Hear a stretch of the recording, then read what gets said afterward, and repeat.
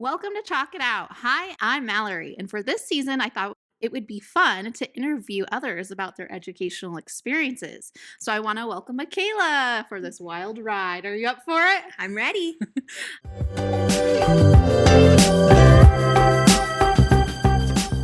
All right. So for the next hour or so, we're going to focus on the three H's. So higher education, how it was teaching high school, and then homeschooling. So let's jump into it. Thinking about higher education, I thought it would be fun for both of us to talk about our education experiences, like in elementary school, middle school, high school, and then how that influenced us to make our decision to go to college. Yeah. Which, for those of you who don't know, we both went to the best college out there. Go Rams. I said I'm proud to be a CSU Ram. Go State. Yeah. All right. So let's get started. Tell us a little bit about yourself and your experience in elementary school, middle school, and high school. Yeah, so I'm Micayla. I'm a mom to 3 kiddos. I'm married, a Colorado native, so been here my whole life. I grew up in Greeley, Colorado, and most of my education, even starting in elementary, was in private school. I went to private Christian school nearly all of through elementary. I had like 2 years where I didn't go to private school, and then otherwise I was in private Christian schools. Wow, I did not realize that. Okay, very Yeah. cool, very cool. And then as far as you said Greeley, Yep. okay, so I'm from a small town, Canyon City. I feel like my upbringing was a little different back then, at least, in the 80s, it wasn't very diverse. So I was like the darkest kid in my class. Most people were very lovely people. I had one teacher, though, that was just, I think she had some biases. But then my cousin had her favorite teacher. I'm like, are you kidding me? But she actually told me she didn't think I would graduate high school. Oh. So I used that as like my fire to drive myself and make sure I was like, I'm going to prove this lady wrong. Yeah. And I got like straight A's. So that was really hard. But anyhow, I always thought about that. And that's when I was like, I think I kind of want to be a teacher. Yeah. So that's when I was like, okay, I think this is something I want to do. However, then once I went to CSU, they had their first cohort, early childhood education. I was like the first cohort. That's awesome. So I was like, why not? At first, I wanted to do business. I was like, yeah, I could do business. Thought about opening my own dance studio. I know you're a dancer as well. And then I was like, oh, I really want to do psychology. Then I was like, nope, I don't want to go an additional 4 more years at that time. So then I was like, human development family studies, sold. So that was my pathway. But I know growing up, my mom was always like, you're just going to go to college. Even when I was little, like, you're going to go to college. We're so excited because my parents didn't go. So I don't know about you if your parents did. Yeah. No, I was the first. I think you could say I was the first gen in my family to go to college the traditional route. My dad wasn't really in the picture, so my mom was a single mom. She sacrificed a lot to put me in private school. We lived with my grandparents pretty much my whole life to be able, instead of paying for rent, my mom paid for a private school. And so that afforded me the experience of others who had a full solid family, a mom and a dad, and this vision for their life. So I was surrounded by that type of community my entire life. And so it just kind of naturally came about. In high school, I was taking dual enrollment credits, and I had friends that had left and went to other high schools and were going to local community colleges. And I actually spearheaded that for my high school and was like, so am I. I don't know why we're not doing this. Yeah. But yeah, my senior year, I ended up pretty much figuring that out. I, as a junior, went to CSU and understood my pathway and what degree I wanted and what credits would transfer so that my senior year wasn't what I considered wasted on unnecessary high school credits. I just kind of took my future into my own hands and made sure that I went in with a semester done by the time I graduated high school. That's amazing. So calculated. I like it. Yes, very planned. Very planned. For sure. Okay, so thinking about any time through your schooling, who was your favorite teacher and why? Yeah, in high school, my favorite teacher, her name was Mrs. Colgate. She taught all of 9th through 12th grade English, and English was my favorite subject. And I fell in love with writing and just the process. I mean, she would scream, revise, revise, revise. And I was so proud to revise, revise, revise. I was probably like one of the only students to have my essay done 2 weeks before, so I could go through all the revision states. And then I was in yearbook. And so that combination of design and writing and just falling in love with that is why I kind of wanted to go into broadcast journalism. And so that was what my major was. When I first went to CSU. So I was very excited to be Adele Arkawa on 9 News. And And here we are. Here we are. Making use of that. I like it. Yes. I'm still learning so much about you. Okay, so my favorite teacher, I think, was my first grade teacher, Miss Pico.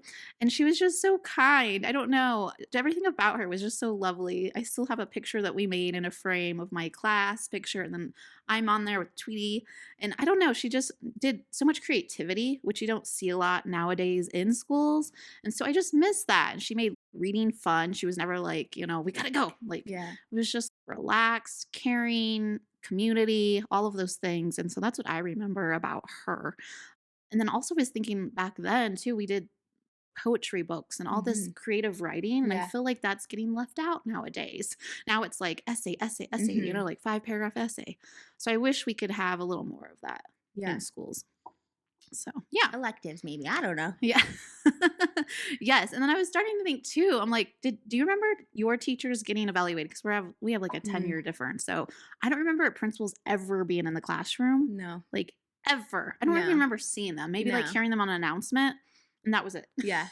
No, yeah. Principals were definitely in the shadows. Okay. Teachers were trusted, I guess, to do their job. And honestly, I wish that maybe there was a little bit more because there are definitely areas in my education where I'm like lacking. Like I wish I would have had, some more solid science teachers or even history teachers because some people definitely cut corners. And that was at the detriment of our education. I know. I just think back to how much things were so different. And I think it's good to have some standards, but also teachers need some freedom. Yes.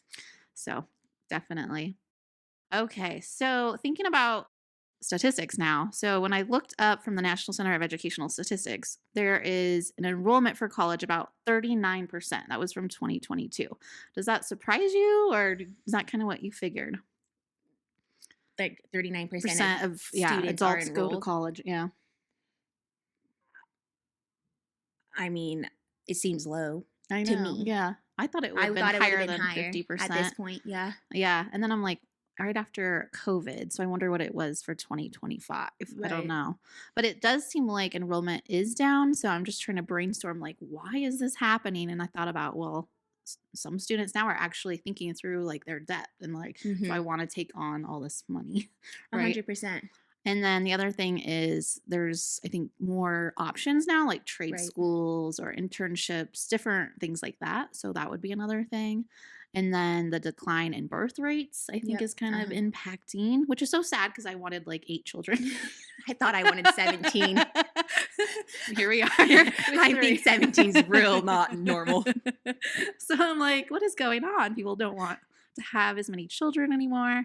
And then it's just the value of degrees too. Unless you Right. know for sure this is what I want to do. I like the route of taking some community classes, and then if you're like, okay, I do want to have like a doctorate or whatever, then you need to go.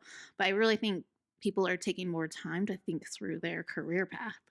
I would agree with that. I think even being in high school and like a high school teacher, it was like an all or nothing. All students would have to get accepted to college. And so whether that was career, college, tech school or something, we were having those conversations even probably in those sort of school systems, like in elementary school and middle school for sure. But then especially in high school of like, make sure you do know what you're doing because I don't know, there is a cost to not knowing what you're doing.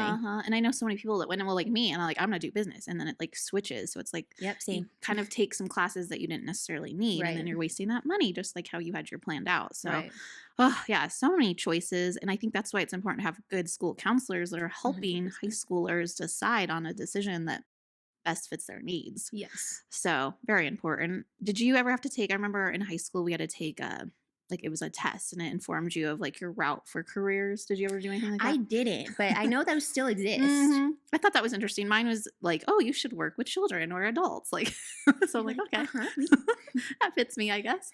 Maybe I did, but I don't remember. I was so set on being in journalism. And I think I wish I would have honored myself, to be honest with you. I wish I would have had even guidance in college to encourage me to stay the path that I wanted because I think if I would have stuck with it, I would have really loved it. Mhm. I ended up being a CSU cheerleader, and my schedule my freshman year didn't align with being on CTV and Yeah. dedicating my time to that. So I felt like I had to give it all up. So I Yeah. did, and I never went back to it. And I just stuck with a journalism degree Mhm. that meant I don't want to say nothing because it afforded me to get my teaching license, but in the grand scheme of things, I'm not doing anything with my journalism degree as far Mhm. as the practice of journalism Yeah. goes. So, English teacher, like it all coordinates Yeah. being a humanities teacher, but it's just, yeah, it felt, I wish I would have had more. I know that's a good point. Like in college, there should be a little more support with an advisory and things like that. Because the same thing with me, I panicked. I was like, "Ugh, I don't Right. know, I don't know." It's like, Exactly. You oh, do panic. It's a lot of pressure, and you have drop mm-hmm. dates and withdrawal dates. You know money's on the line, and Yes, if you're not set on certain things, you don't want to waste money. It's like I don't have like just play money here. I need to be yeah, consistent and diligent and mindful. And yeah, it was that panic of, okay, we're uh-huh. doing this. And the pressure, like you have to get a job right Yep. when you Yep. graduate. And so I was like, oh, you can always be a teacher. So yeah, so many things that go through your mind. Definitely. One celebration I was thinking about in higher education, though, is the different options for special needs adults. So, as we know, like Isaiah has cerebral palsy. So, I've been starting to do my own research, like for high school and then college, and there's so much. But one celebration is that many colleges, including CSU, has what's called RAM scholars at Yeah. CSU. And that is just so neat. So, it'd give those individuals an opportunity to go to college, work with other peers, other educators, and kind of just feel like they belong in the community, which Yeah. I find is really cool. Absolutely. So they get, I think it's like a certificate or something for once they complete. But I was like, at least they are inclusive now. Exactly. No, I So love that. I was very excited about that. And I'm like, oh, it'll be interesting to see. And maybe he can go to like a trade school or something. I'm not sure what's in the future for him, but it's good to have options. Options for sure. No, I love that. Yeah. Is there anything else you can think of about higher education? I think it's important. I think, we're even navigating this with my cousin who's 17. He's in that prime position of, are we enrolling or not? And I don't think saying no to any sort of schooling is the right answer. And so I do encourage a choice of whether it's trade school or community college or going to full-time university, but not doing anything. Like I just the future is so bright, and Uh-huh. you have such a long life to live that take control Yeah. of your life and do something. Don't just say no to everything. I agree. And I think if you are passionate about something, I think you should stick it through. Don't panic like Yeah. I did and you did. Like just stick it out if that's what you're really passionate about because you're going to be doing that forever. And it's okay not to rush like, oh, I have to go right now. Right. You can always take a job, think about it, and always go back and take courses later. Exactly. So I think about just my world of education. I've been taking all kinds of classes. I took like school counseling classes. Now I get my admin. So you can always do more later on. Yeah. So Absolutely. think it through because it is expensive. Yes. There's always a way. Yeah. There's always a way. And I think just taking advantage of like internships, real world experiences. Yes. I do remember in high school, we had the opportunity to go into middle school and kind of just observe a teacher teaching. So Right. just doing that sort of thing to really understand what it's like to have that career is so helpful. That's really Yeah. good. Yeah. Mhm. And then, of course, just always weighing your pros and cons. I think that's what I do with everything. I write it down. So, And I think too, just my thoughts to wrap it up, and on anybody that's considering like what their next steps are in high school, it's just I do know that having a degree affords you so many opportunities, yeah. even if you're having to pivot or panic or make those choices. Having a 4-year degree, even if I'm not practicing any sort of journalism specifically, allowed me to jumpstart into teaching. I did the alternative licensure program. So Okay. Yeah. I only had to go to, well, it was technically 2 years, but I just did the accelerated path and got it done in a year That's and incredible. while Yeah. teaching. So, there's so many ways to still do it. But if I wouldn't have had a bachelor's degree at all, I wouldn't have Have been the able to even got a opportunity. license. So Yeah. just having a degree gets you kind of in the door, even if you have to pivot and transition. And so many people do that. And that's a good point. There's a lot of alternative licensed teachers Yeah. that are out there, and that's such a great way for them. So thank you for mentioning that. Yeah. All right. So that's kind of wrapping up our first H on Higher education. All right.